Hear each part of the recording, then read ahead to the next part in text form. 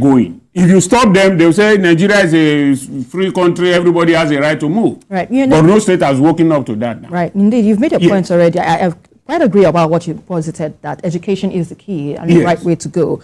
But, Tunde, coming to you on this matter, we understand that the present government has, initiated programs, more or less, to set the country on track. But what's your assessment of the present administration? Are they doing what they need to do? Because if at all we have a situation on our hands where the majority of the youth are unemployed, not well educated, what are your thoughts, or what's your assessment rather of this present government's programs to lift the country out of this current indulgence? I think there are two issues that we have to look at. Number one, the government recently, only last week I was showing something to somebody in my church. The National Education Loan Fund has disbursed money. They have started disbursing money to students in IMC, about 20,000 of them. And there was a report that students from the northern part of Nigeria enrolled more on that scheme than those from the southern part, who took a lot of things for granted. They have cousins who can help them. And look at just what Enyika said about the Commissioner for Education in Borno State now. He said that they will start asking people evidence of their coming to the city. In 1979, late Chief Obafemi said something. He said that when the revolution starts in Nigeria, it's going to start from the north. But nobody listened then.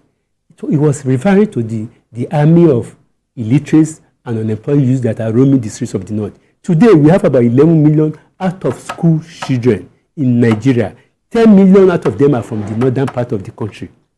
And for any crisis to start, they're just looking for something to trigger it. Governor Zulum, he said something on Thursday last week. He said that it amazes him why most of those students who are protesting are underage people. When you give a flag or a cardboard to underage, they turn it upside down, then you know that they don't even know what they're protesting for. But they can use them because they are innocent. Yeah. And Shifawula said something that, he said an innocent and poverty-stricken person, they are the easiest prey to economic and political enslavement. Yeah. When you don't educate people, the result today, no matter the kind of programs that the federal government has put up, it will not work because the students or those people who are supposed to benefit from that thing are not ready. And the society or the government of the region, they are not ready to tell them. I was just reading a news item now. One shifter of the AP, he said that is what I have always believed, that protesters should start shifting focus on their state government. What are the state government doing? If people come to Lagos and the governor of Lagos State should send them back, they will start shouting that he's deporting people within Nigeria. But I think we have to borrow ourselves sense. Each of the state governors, 36 states in Nigeria and Abuja, they should start doing something. They should look at the enrollment in their schools until the North take a decisive action. Because I believe most of those people who are shouting now are privileged people whose privilege are about to be taken away from them. Yeah. Not those boys who are protesting. Those boys are protesting sincerely for lack of food to eat, hunger to eat. And a hungry man is an angry man. That is the more reason why they will go to a library. They will not touch a single book. Where they were going to take his television to sell it at rock of bottom price. So there has to be a declaration of a state of emergency, especially in the 19 states of the northern Nigeria. That is when the program of the federal government on SMEs, on credit loan, on land fund, that is where the program can work. You could remember that in 2015, President Muhammad Buhari, he directed the World Bank and UNICEF to focus more on the northern part of Nigeria in terms of education than the south. But do you know the report of the UNICEF? They said that there were no human capacity to even man the focus, to even spend the money on education. This means there were no teachers to even teach the children. If there are no teachers, let me tell you something. It's like a man who built several houses. You fail to educate your children. I've always been telling people that if you educate your children very, very well, there's no need for you to build a big house. No. Do you know why? They will not stay with you. They won't. So if they educate these people very well, they will not start trouble. But this revolution has started. The thing has been on since President Obasanjo just saying the obvious. The thing has been on since. What happened to NDLE, ND, National Director of Employment, that was started in 1987 by President Ibrahim Babangida, giving loans to young graduates? What has happened so far? Have they stopped it? Have they stopped funding it? But overall, the most important thing is that it is better to have an unemployed graduate, university graduate, polytechnic graduate, or SE graduate that knows his right from left than to have illiterates who does not know their right. Ignorance and poverty leads to anger, leads to anarchy, leads to violence, leads to instability. Ignorance and poverty, they are the easiest prey. So an ignorant person, you can give him anything and he can commit any crime. So what we have to do is that, beside all the programs that the president has done, he has actually tried. Let me ask a question. Who has, among all the government, started a program on loan for students within 6 months and they have kicked it off? No government in Nigeria. It will take 2 years for them to incubate it. Now, if you do that, you have to also take a look at the primary and secondary education. Because if they use primary and secondary education, that's the most crucial. Let us go back to that level and begin to retune our education process. There's a lot of gap in our education process. So there's no amount of this thing that can be done. You cannot ask a young graduate in Nigeria, in Lagos or any of the Southwest, to start burning things. They won't burn. Right. Because they believe that they have a future. Right. It's a case of he who is down need fear no fall. They believe they have a future. Point taking, have You about know, 10 seconds. if the dead will see the emir of the northern region, Ahmadu Bello, will be weeping in his grave now. Look, you know, if you have been to the north, you see colleges and so on that this man built. They have today turned. Ahmadu Bello University was founded by him.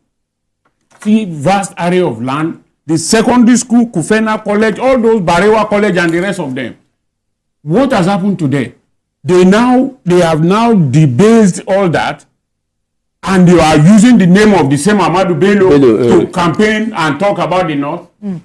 In other words, education is the key if we are to move ahead from the current situation we are in the North. Well, still on to other issues of the focus on this program. As the saying goes, power infrastructure is not just a utility. It is a vital artery of modern society. Now, a current nationwide blackout is crippling economic growth, and for the 5th time in 2024, the national electricity grid experienced another collapse, plunging the country into a blackout.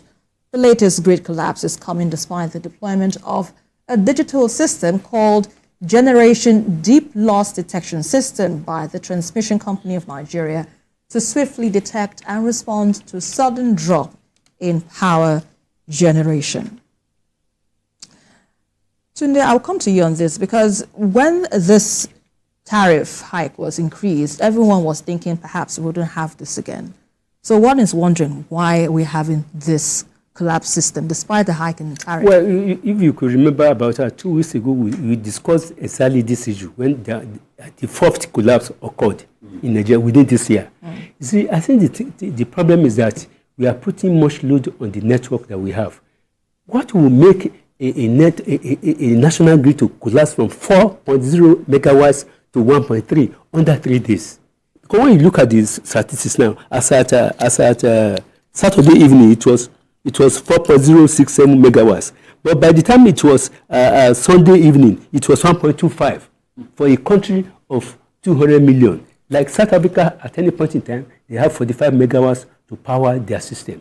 So the thing is that something deep that the minister or our energy policy, we have not tracked it. And that is what will make the entire system to collapsing and coming back again. So definitely something is eating deep within this power infrastructure system. Until we tackle that one, even if we can increase it to 25 megawatts.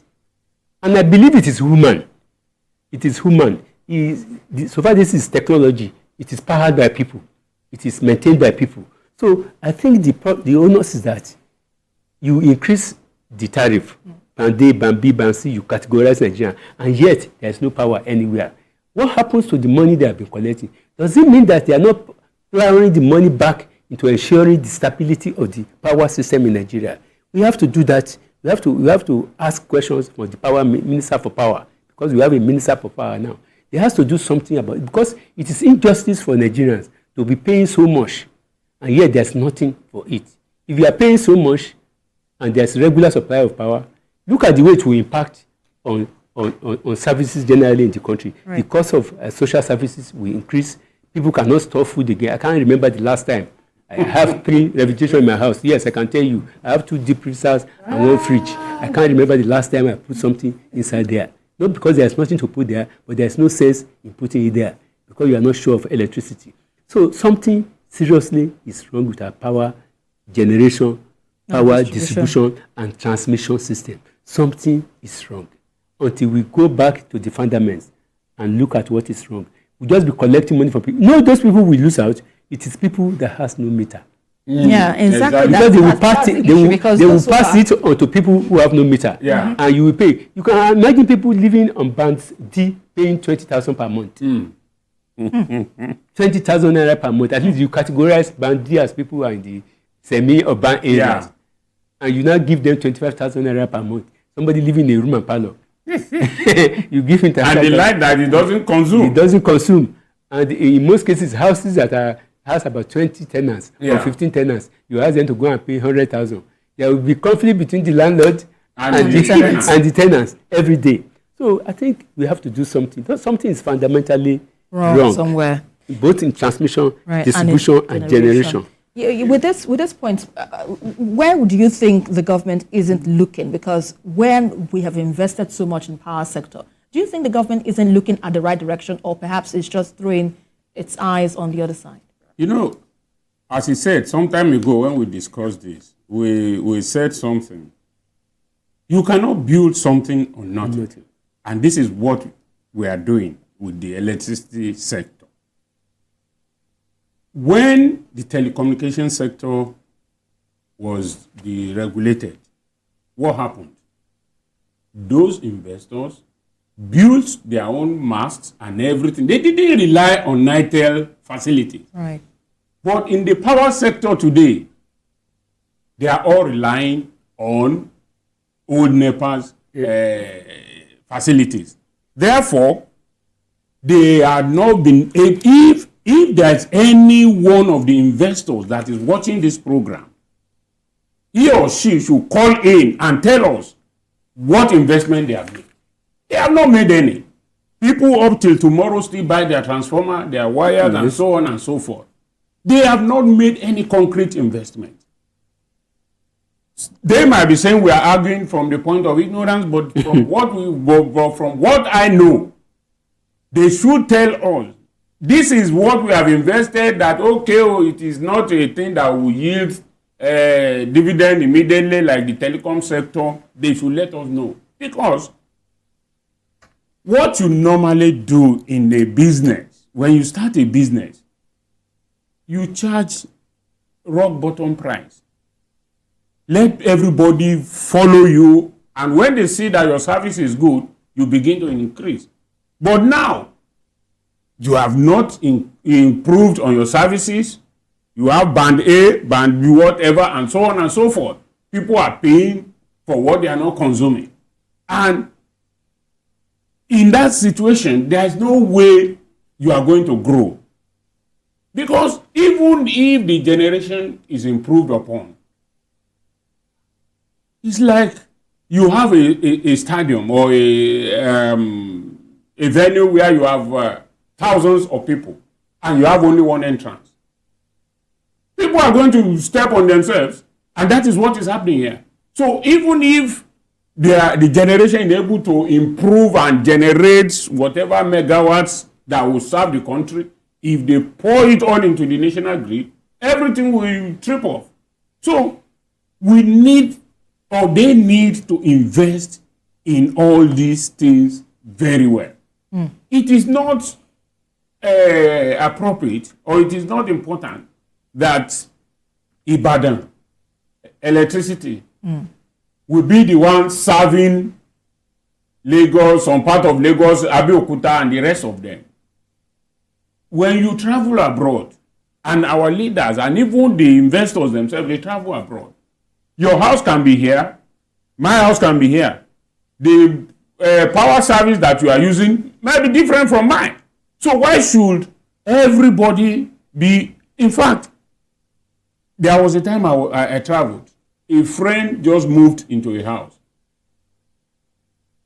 The moment he registered with the estate and they gave him the key, almost 10 power companies sent him through his email and his phone that he registered, sent him offers to use them as his electricity company. But here in Nigeria, it is only one. Why is that so? So, why is it that they are doing that? It is because they have invested and they are ready to give you services. If this one gives you this today and you say you are no longer interested, you want to move to another one, you tell them they have some concessions they will give you. But here we are stuck with only one. And that one, I'm still very, very convinced. And if during this program or after this program, any one of them says that they have invested, they should let us know. They have not. What have they invested? The same high tension wire and everything that never used when I was a small child is still what they are using today. They have not extended it beyond. When you build a house, you are the one that would buy your cable, you are the one that will do this, you will do that. You will even buy your meter. I think in short, the government then that sold so-called NEPA, it just stripped Nigeria of its resources and handed it over to people. You see, in Nigeria, it is primitive accumulation of capital. They did not sell it to people who can manage it as a business. Yes. They sold it to themselves. So when they sold it to themselves, thinking that the government they have put in place will always rub their back. We have monopoly in everything in Nigeria. Only telecommunication that is better, fairer a little bit. In power, a monopoly. Water corporation, no water. No road, local government cannot construct. State government cannot construct. Federal government, no money. So if we want to run a capitalist system, let us run a capitalist system where the capitalist system even makes sure that it works. We are not running a capitalist system. That doesn't work. It is no longer capitalist. Yeah, we understand the positions put it, but in all of this, don't you think that we should diversify our source of generating power? Because if we're looking at just hydro, and this is the challenge we're having, can't you look at other means of generating power, for instance? The thing is that let us start with deregulation and empowering the state, each of the states. Lagos State today, I am sure we ask the governor or the commissioner for either trade and expansion or power, energy, they know the power need of Lagos as a state of 22 million people. If you go to Oyo State, they know. The thing is that yes, the president has signed that bill. I want to see any state in Nigeria besides Lagos and probably Rivers or Oyo. Let them begin that move. Let them use that window. Invite people all over, as many as possible distribution companies. I think the problem lies in the fact that in Nigeria today, we still have one transmitter company, TCN. If TCN don't transmit to the distribution companies, there's nothing you could. Genco will generate, they will give it to TCN, TCN will give it to distribution companies. And in Lagos, we only have one distribution company. That's what it's talking about, only Ikeja. So when you have only Ikeja to a city of 20 million, how are you going to get it? We have EKDC, not just Ikeja distribution company. No, Ikeja, EKDC and Eko is more or less, Ikeja is more or less 80% of the population of Lagos. Yeah. So we need about 10 in Lagos so that we can, let us really deregulate it and make it. There's no point the state putting their money in it. If that law is not amended that you have to generate your power and give it to CCN, it cannot work. TCN will continue to determine where the power is distributed to. They even give it to Niger Republic before they give it to Nigeria. You'll be surprised. So you have to deregulate everything. You also talk of alternative source of power supply. The Nigerian investor is always looking for the way out, the easy way cheapest way. If there are those who are not looking for the easy way out, the first thing to do is to look at the other parts that we have not looked at. We have tried hydro, it's not working well. We have tried gas and it's not working well. What about solar that we have in abundance? But the problem with that is they know they have to start from the scratch. And we want to climb a tree from the top. Nobody wants to start from the scratch. All those investors, let them start the solar whatever now and see whether it will not yield the benefits, yield the results we're looking at. Right, let's quickly go on a very quick break. We'll have more discussions on Journalist Hangout. Stay with us.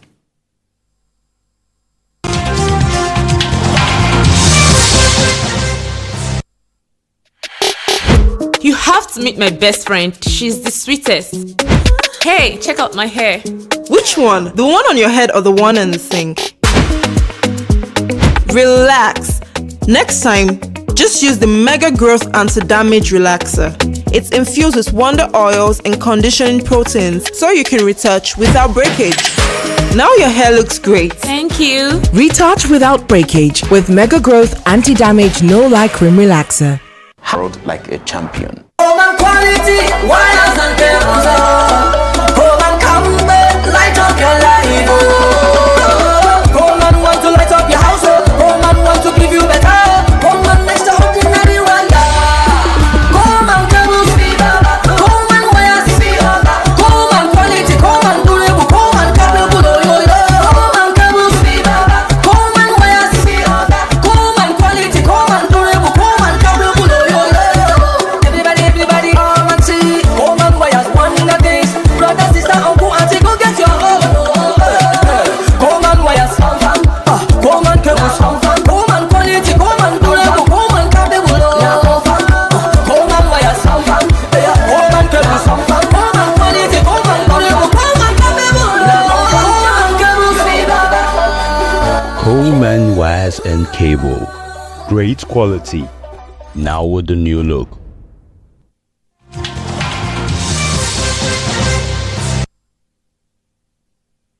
Well, now, the nationwide protests in Nigeria raised a lot of concern. One of them is the waving of the Russian flag by some protesters.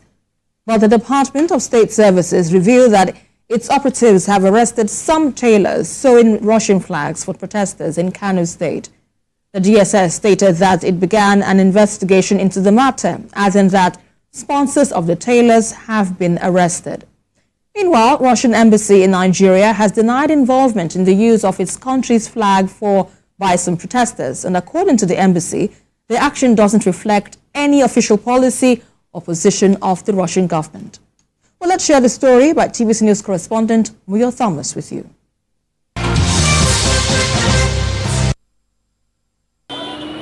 The ongoing nationwide protest took an international dimension when some of the protesters clutched the flag of the Russian Federation and waved it across the streets as they marched on.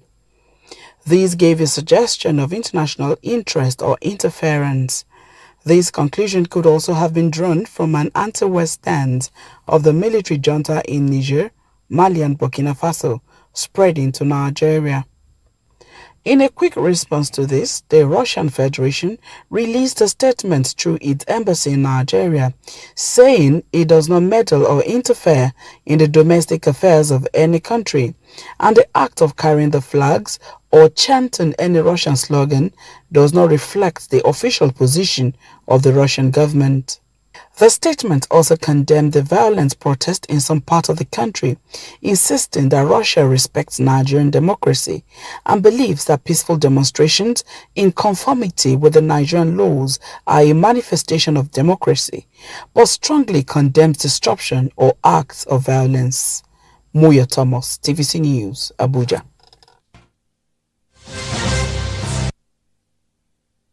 Now, Tunde, let me quickly come to you on this. Now, we understand the DSS has also described such act as treasonable and has arrested the sponsors of such activity. But, you know, one is beginning to ask, why the display of the Russian flags in the first place? What does it connote? Well, let us just go back to the nitty-gritty. There are three variants of protesters in Nigeria today. There are people who are seriously hungry and looking for an opportunity to express their anger. Because a hungry man is an angry man. They are there. They are the one that started that initiative, I want to believe.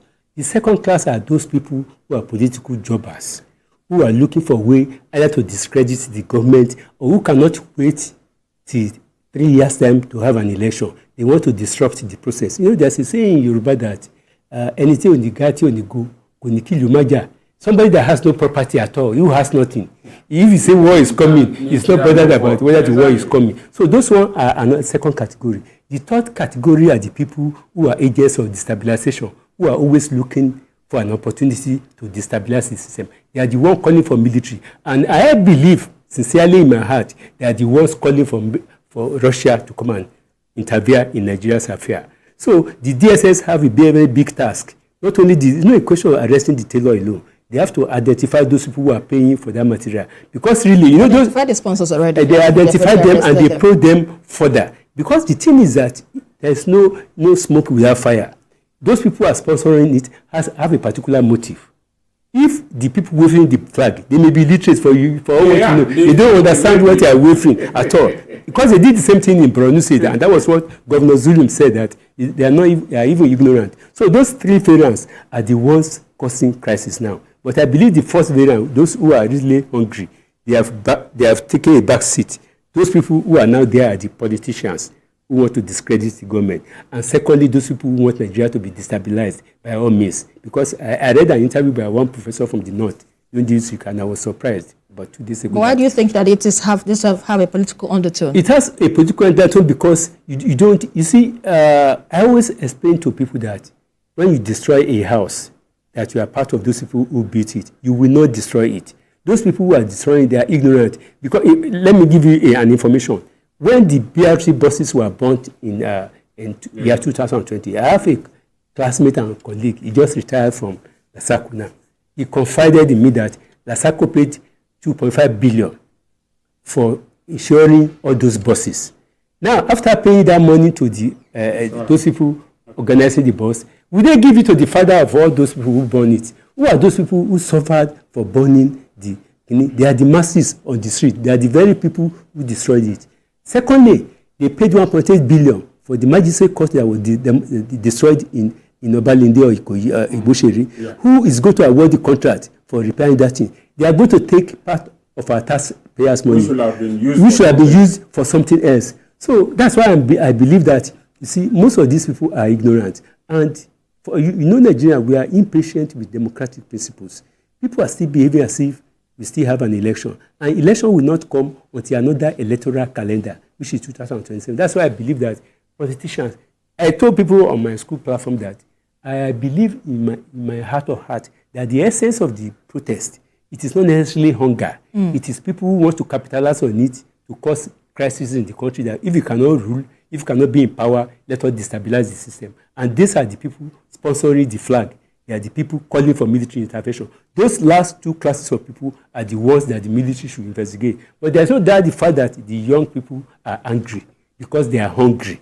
But the last two categories are the people sponsoring this thing. They are the ones asking people to stay, to go and disrupt property, thinking that when military takes over. And what they don't know is that I will remind them of what Chief Anthony Enahoro said in 1962. When they were about to declare state of emergency in Western region, he told the House that most of us who are here today supporting this motion, most of us may not know, we know the beginning of this thing. Most of us may not know the end of it. By 1996, when the coup took place, most of those people who supported that thing, they were not alive to see it. Most of those people who are sponsoring these boys now, they may not be alive to see the repercussion of what they are doing. Because we fought for democracy. Yinka can testify to it. We fought for democracy, and the last thing that we ever wish in my lifetime is for military to come back to Nigeria. That's the last thing that we ever wish in my lifetime. Because we saw it, we practiced doing it, we practiced guerrilla journalism. We are afraid when you write a story today, you don't know anybody can pick you up. And then military, they are the one that put us in that situation. Course, they are the architects. You know, military struck 7 days after I started primary school in 1966. They struck, and they are the one that drove the flag of independence of Nigeria backward by 60 years. And they have contributed much to destroying. Instead of being an agent of correction, they have become an aberration. So military has no business in governance. And anybody asking for military to take over is the number one enemy of Nigeria. I agree with you on that position there, Mr. Tunde. But, you know, let me quickly land on this, because there's this perception among some quarters that during the military rule, Nigeria saw a little bit of development concerning, you know, development in terms of infrastructure and all of that, as against the civilian rule. So what is it that we're going to do? What kind of dissuasion, would be, put out there, because it'll take a lot of conviction now for one to believe that the military doesn't have a role to play in a democratic setting, no matter how you want to see it. Now, anybody that says that we had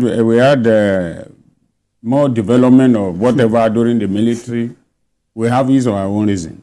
Yes, we know that some of the things that were done were under the military. States were created, and those who are governors today or who benefited from state creation will tell you military is better and all that.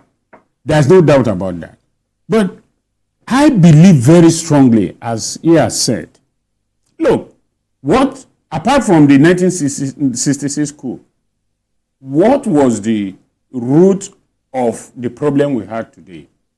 In 1983, when Shagari won his re-election, if we had allowed him to wobble and fumble through that 83 to 87, all those problems will have been corrected.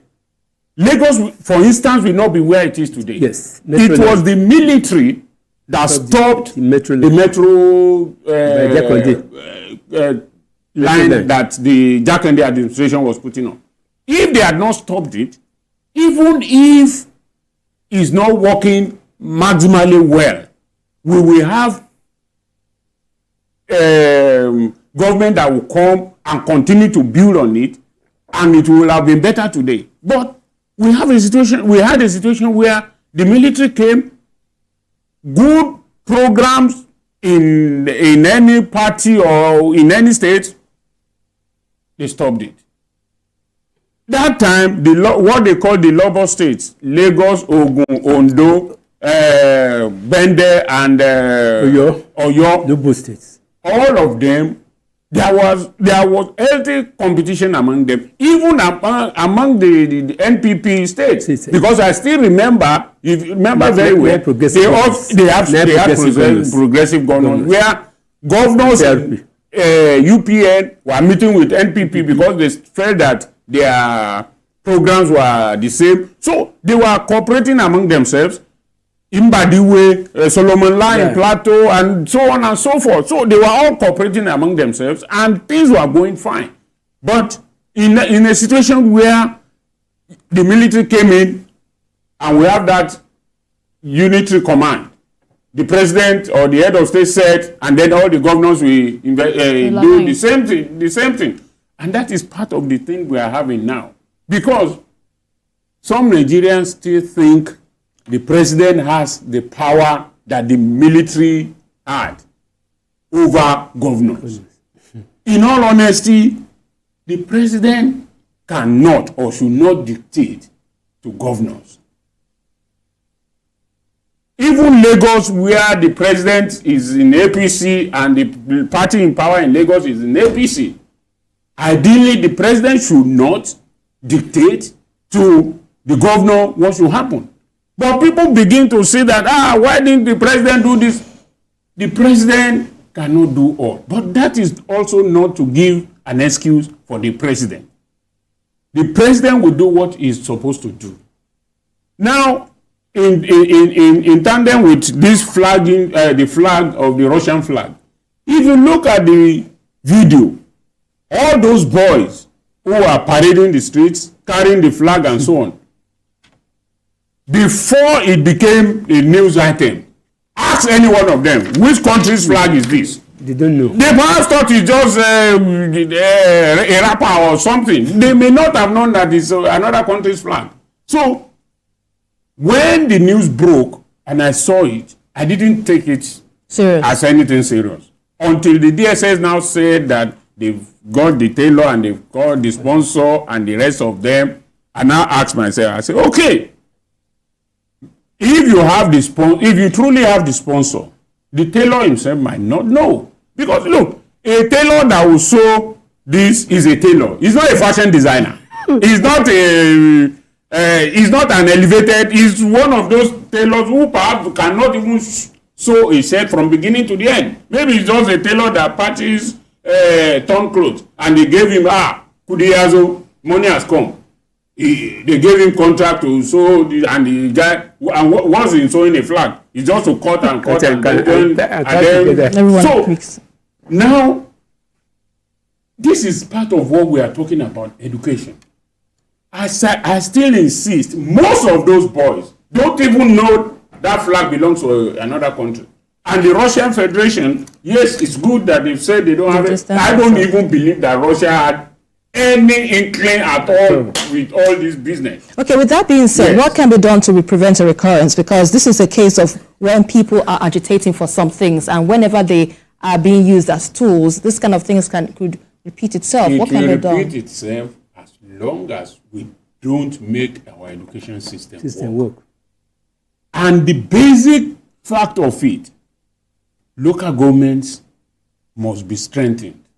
Right. Because the primary education is the most important thing. The primary education is the rock on which you build. If you don't have a good primary education, you can't have good secondary education. You can't have a good university education. So the local governments, we must go back to the old system where there are primary schools in almost every community. And the people can monitor it. They know.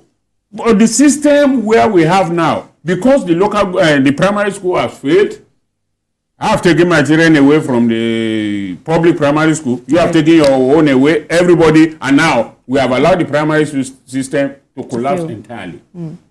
This is the challenge that the local government officials must work on. On education. All what we have been talking about today is all education. Indeed. Well, let's quickly move on to our next issue of discussion, where the ripple effect of the nationwide protest is still reverberating across Nigeria. And in states like Kaduna, Bauchi, and Plateau, the state governments have declared curfew due to the massive looting of banks and several businesses. In response to the unrest, President Bola Tinubu met with heads of security agencies at the State House, Abuja, to improve security across the country. Well, let's share the story by TVC News' Femi Akonde with you.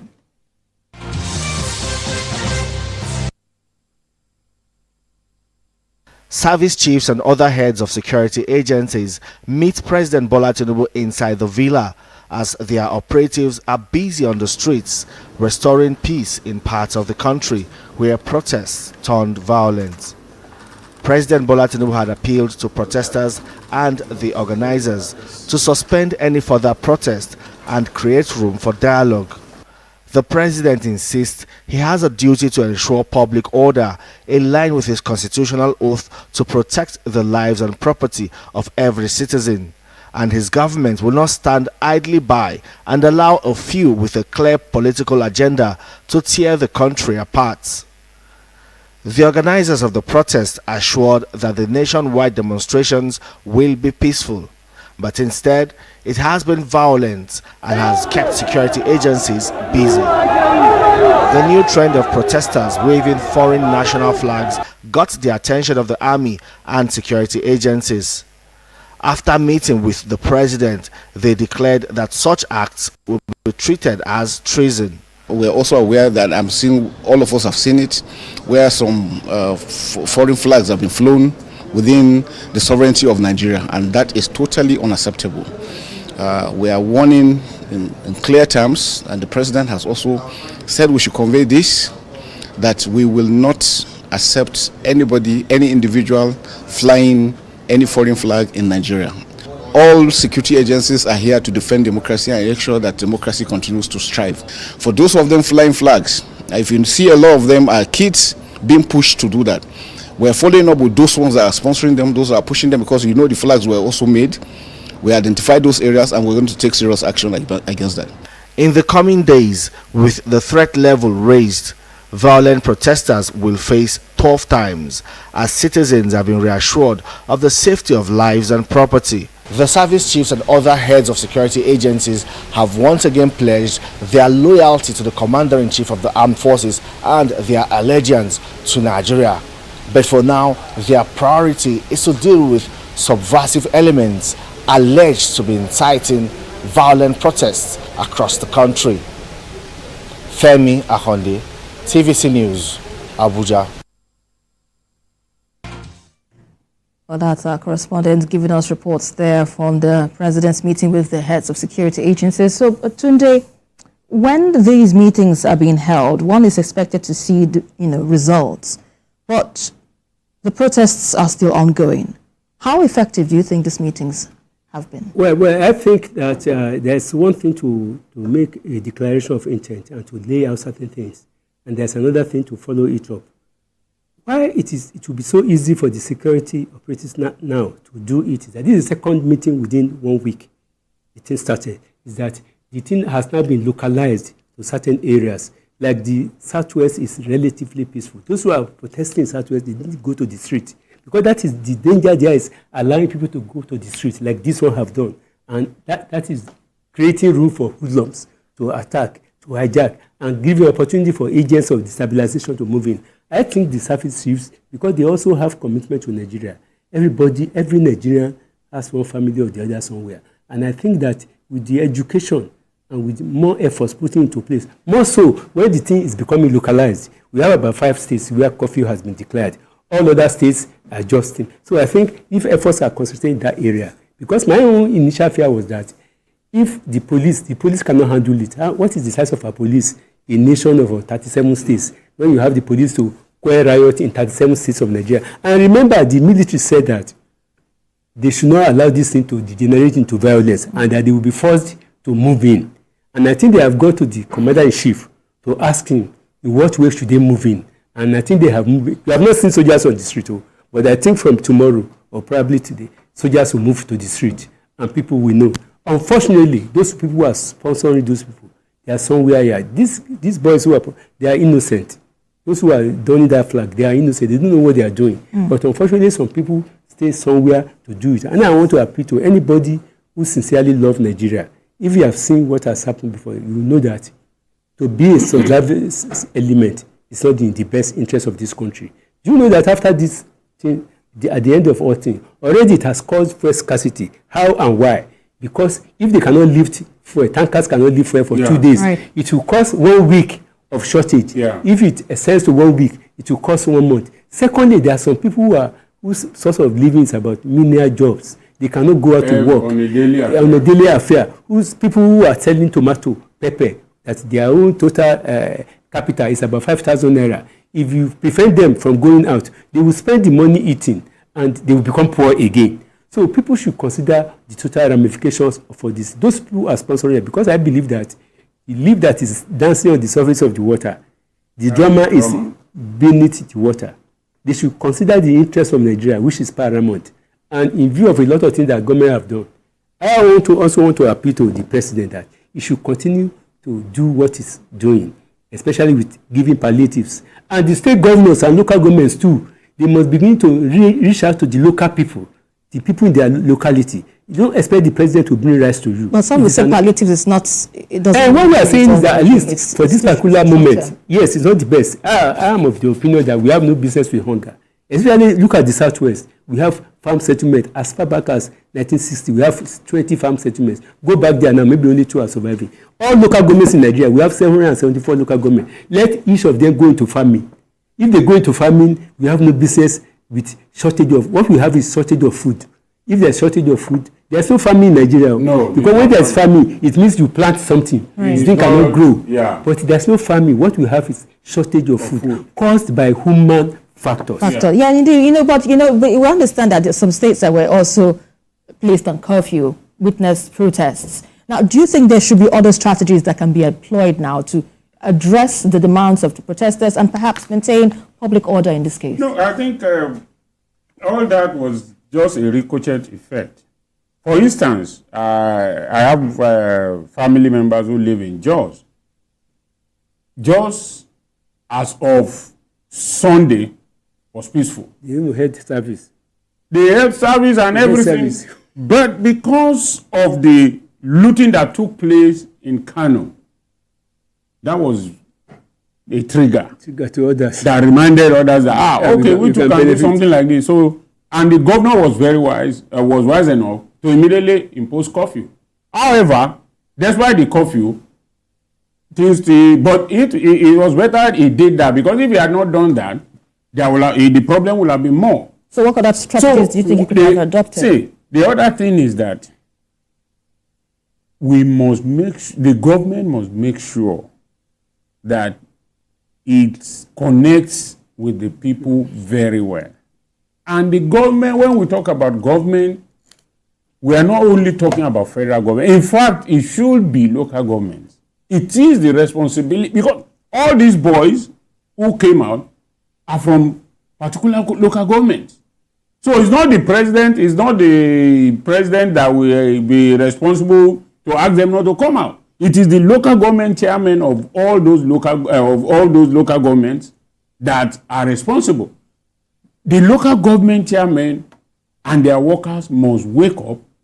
We used to have that system in the past. The local government chairman knows something like what we call ballet and the rest of them. CDA, they know all those people, and they do talk to them, and those ones can tell them that, look, this is the problem, the peculiar problem we are facing in our area, and this is how we think we can solve it. Then they all work together. So it is very important that we have all this done. Now, however, I want to 30 seconds. Make a clarification. Right. As the program was going on, somebody just sent me a message saying that it was not the National Library that was looted, that it was the NCC. Yes, we know that the NCC was looted, but the National Library, I understand, is not too far from the place. So, if the NCC was looted, and on another station, someone who lived in Kano came to confirm that the library was also looted. So, what we are saying in essence is that the government must have a way to kill this, to make sure that this thing don't... Nip it in the bud. Exactly. Right. See, I think the president's brokers came a bit late. I think it should have been done a lot easier. I mean, earlier than now. Yes. Well, that's where we have to wrap today's edition of Journalist Hangout. Let me thank my guests in the studio, Olayinka Oyegbile and Tunde Abaton. It's a pleasure having you both on the show. And that's it on today's program of Journalist Hangout. Join us again tomorrow for another episode of the program. You can also watch a repeat broadcast of it tonight at 11. Join us again on Sunday from 1:30 to 3:30 p.m. We are also on YouTube at youtube.com/TVC News Nigeria. I am Esther Mapariola. Bye for now, and God bless Nigeria.